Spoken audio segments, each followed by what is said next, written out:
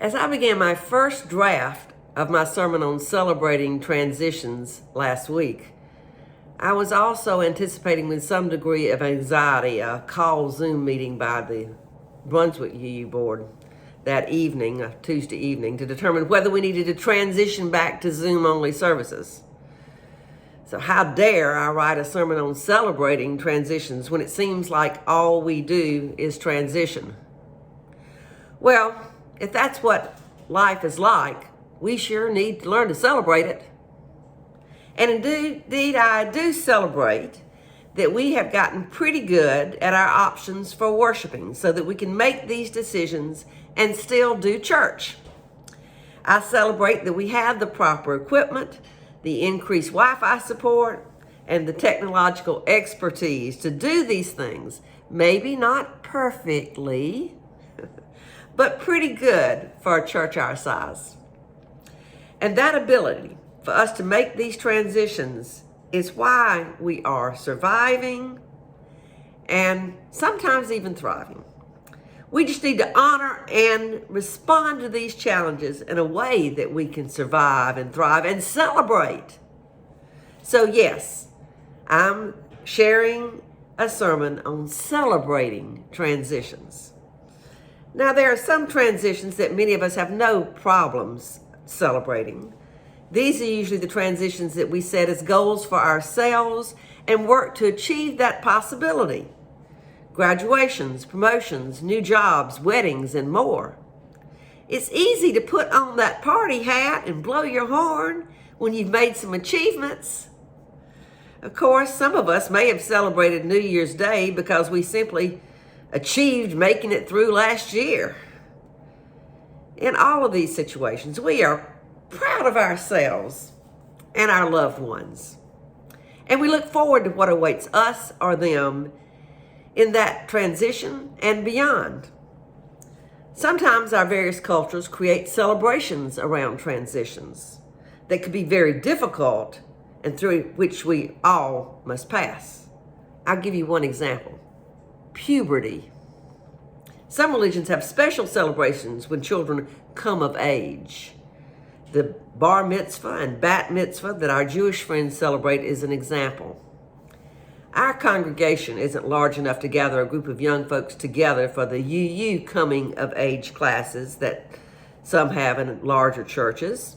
But perhaps that's something we can now do with other churches and our cluster via Zoom.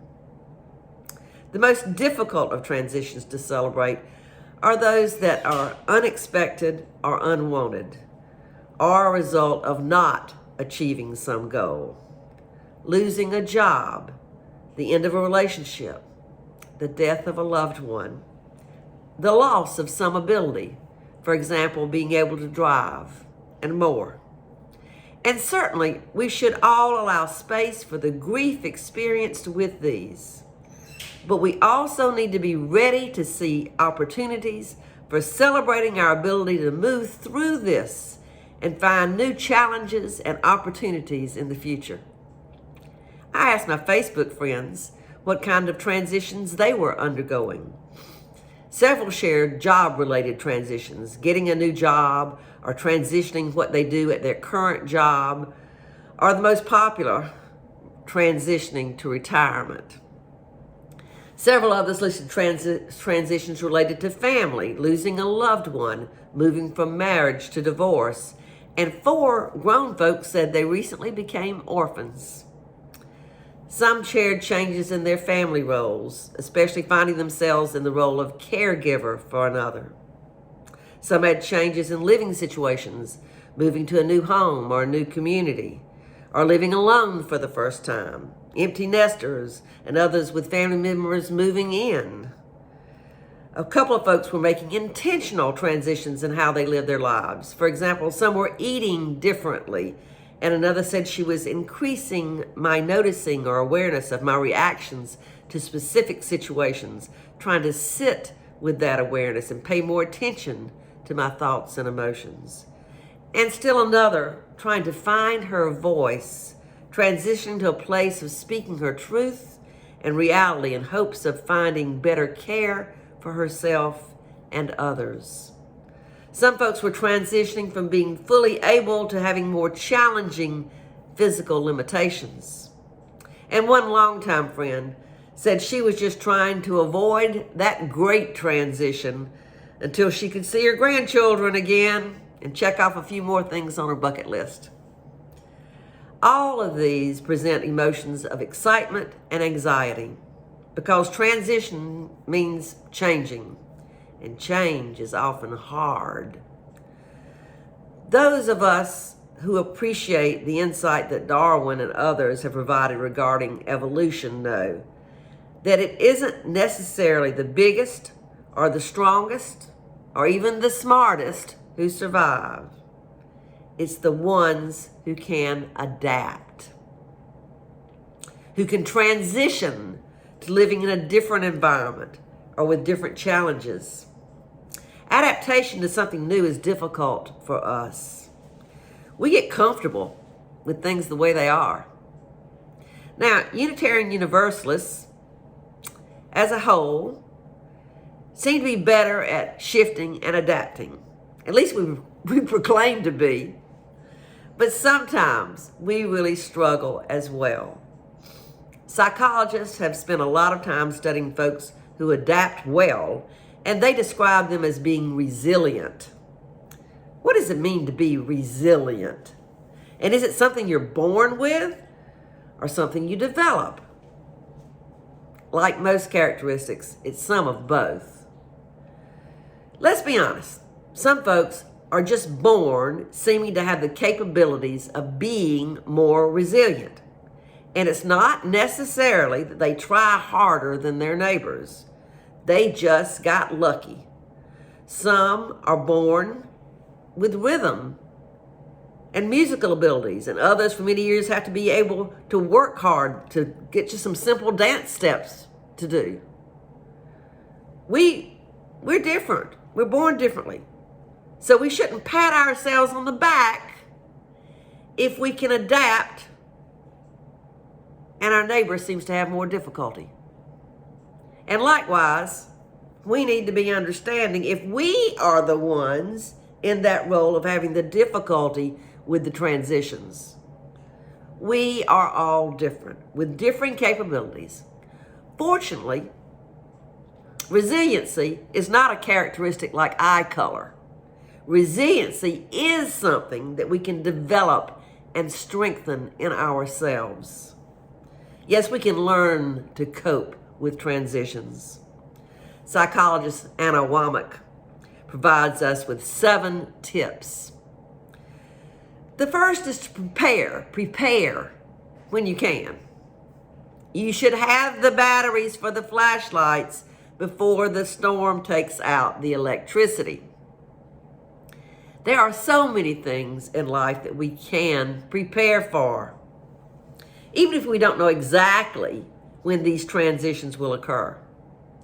One transition that we all know is coming for every single one of us is that great transition that my longtime friend is trying to avoid for a while.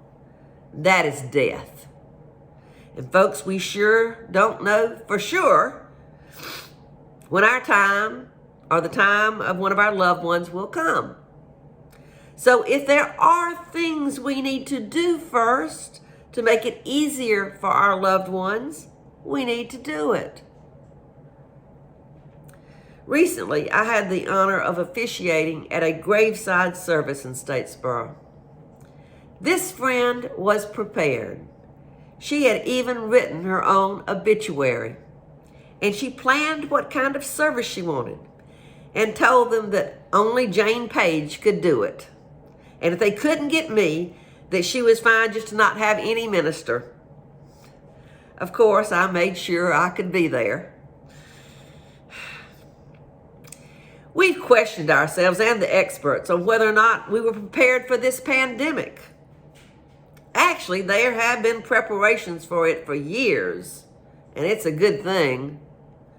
Because even so, with that preparation, we've been unprepared for much of what has happened.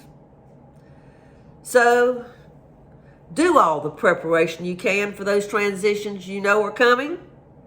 Study for your exams, exercise your bodies, read for more information. Like a good scout, be prepared. The second tip is set reasonable expectations. It's good to be prepared and confident, but if you go into a situation imagining that it will be a breeze, you might find yourself with a lot of frustration and stress when you don't meet those expectations. Instead, go into the transition knowing that you will feel stressed and overwhelmed at times. That's normal. The third tip is establishing some routines during times of transition. Daily walks, going to bed and getting up at regular times. Do people really do that? And having regular times for intention setting can help, the psychologist says. During the pandemic and before, I've been trying my best to walk every day. It's become a lifesaver in many ways. I think I need to add some other possibilities to this routine setting for myself. Also be aware that some routines may not be healthy. Just because it's a routine doesn't mean it's a good thing. The fourth is check your self-talk. Oh God, not only do I have to deal with my constant self-talk, now this psychologist is telling me that I should evaluate it. Well, she did prescribe some useful self-talk, and that is to share with myself how I accomplished getting through previous transitions before. I guess I can do that. The fifth tip is to set small goals. I agree with that, especially when we're overwhelmed. I think it's a reasonable tip. But we also need to keep our eyes on the big goals as well. Don't forget that we're trying to work toward that beloved community with peace, liberty, and justice for all. We have to have bifocals, see the things that are close up front, but still be able to see what's far off. The sixth one is one I think that is the most important during challenging transitions, and that is to stay connected. Even if we must use Zoom, folks, we need to find ways to stay connected to folks. Most of us know how to use a telephone. Maybe you should call somebody today that you need to connect with, especially if there's someone that doesn't connect so well over the internet. Maybe call them, tell them you love them, wish them a happy new year. And the seventh tip is priceless. Practice self-compassion. Forgive yourself when you fall short. Out loud if necessary. You can say it with me. Say, I forgive me. I forgive me. Yes. Give yourself some self-love and be proud that you are dealing with some tough stuff. Y'all, it's 2022, and with all the mess many of us have had to deal with, we are still here. We can still love, even if we can't hug everybody. Every one of us is pretty doggone resilient, and that's worth celebrating. We know how to adapt, and we're doing it. Arundhati Roy says, the pandemic is a portal. Let's walk through it together, not dragging the old stuff, but adapting with resilience. Greg and I have been watching Grey's Anatomy on Netflix. We're up to the 11th season now. In one of the episodes we watched recently, there's a shot of Dr. Mia Shepherd preparing for a difficult surgery. Her resident, Dr. Stephanie Edwards, comes in and sees her standing like this.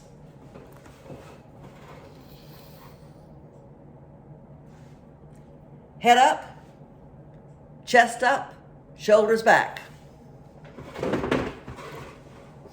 What are you doing? Stephanie asks. I'm standing in my superhero pose, explains Amelia.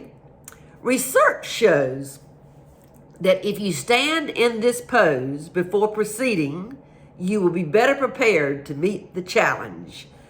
Come join me. And Stephanie strikes the pose. So, here am I, ready to survive, to thrive, and to celebrate. Now, whether you are sitting or standing, put your shoulders back, put your chest and head up. Yes, here we are. Let us celebrate the new year and know that we are here for one another. We can survive, thrive, and we can celebrate every new challenge. Celebrate good times. Come on. Happy New Year.